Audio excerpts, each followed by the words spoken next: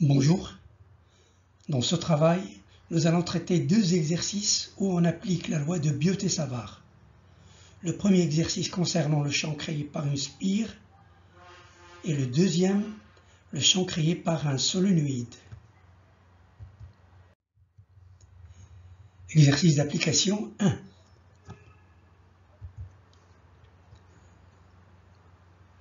Calculer le champ magnétique créé par une spire de rayon R, parcouru par un courant d'intensité I. On a un point M de son axe à la distance X de son centre O.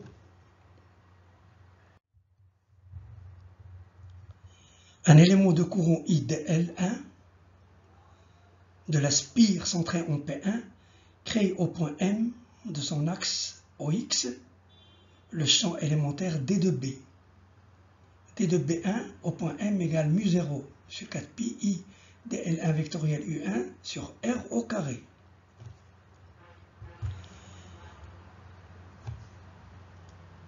Un élément de courant I dl2 centré en P2 symétrique de P1 par rapport à O crée au point M le champ élémentaire D de B2 au point M égale μ0 sur 4pi I dl2 vectoriel U2 sur R au carré.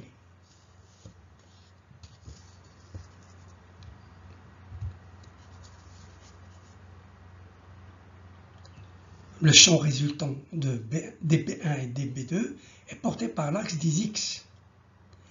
Un raisonnement par symétrie montre que le champ créé par la spire est porté par l'axe des X. En effet, tout plan contenant l'axe des X est un plan d'antisymétrie. Donc, le champ B est contenu dans tous ces plans, c'est-à-dire qu'il est porté par leur intersection, qui est ici l'axe des X, soit B de M égale B de M EX.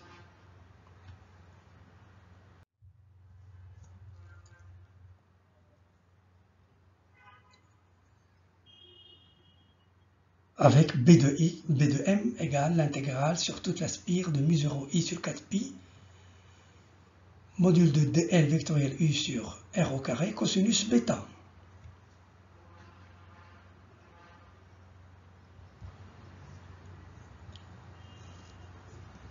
À noter que les vecteurs dl et U sont orthogonaux, soit le module de dl vectoriel U égale à d de L. Et alpha plus bêta égale à pi demi, ce qui donne cosinus bêta égale sinus alpha égale R sur petit r.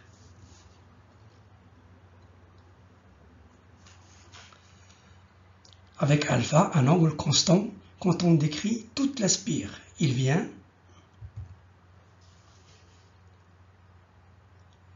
B de M égale μ0 I sur 4pi R sinus à la puissance 3 alpha, l'intégrale de 0 à 2pi R de d de L.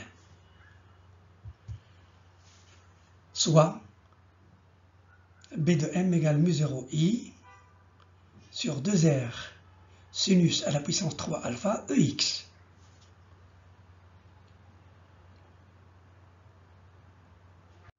Au centre et à gauche de la spire, le champ B est donné par les relations suivantes. B de M égale μ0 sur 2R sinus à la puissance 3 alpha EX et B au centre O égale μ0 I sur 2R EX.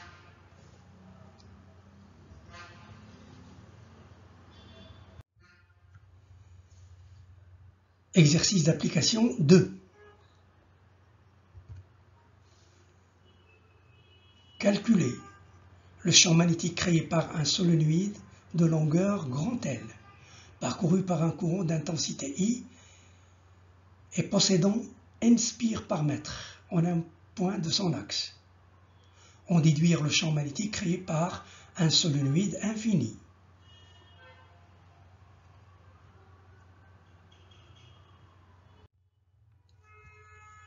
Si L et N est grand R, la longueur, le nombre de spires et le rayon du solénoïde,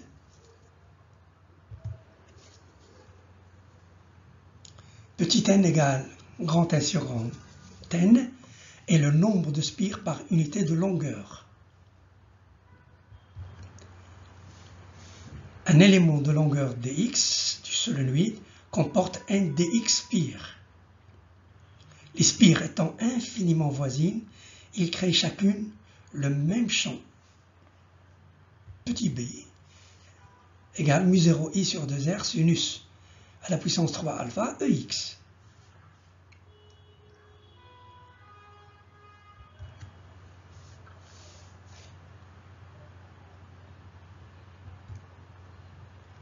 L'élément de longueur dx du solénoïde crée au point M le champ élémentaire d de b égale n dx fois le champ créé par une spire.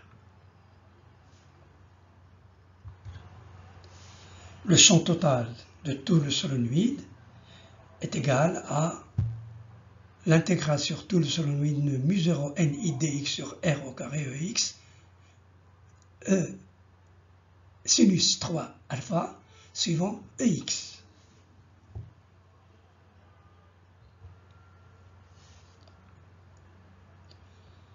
Or, cotangente alpha égale x sur r, ce qui donne dx sur r égale moins d alpha sur sinus carré alpha.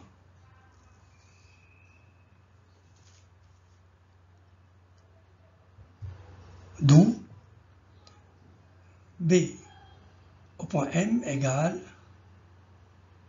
mu0 ni sur 2r, l'intégrale de alpha 1 alpha 2 de moins r sinus 3 alpha sur sinus carré alpha fois d de alpha suivant ex.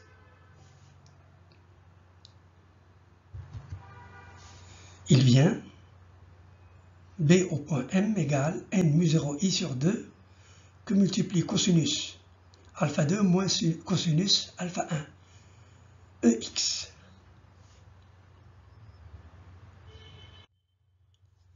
Dans le cas d'un solénoïde infini, alpha 1 égale 0 et alpha 2 égale à pi, soit b du solénoïde égale mu0 ni ex. Merci pour votre attention et à la prochaine vidéo.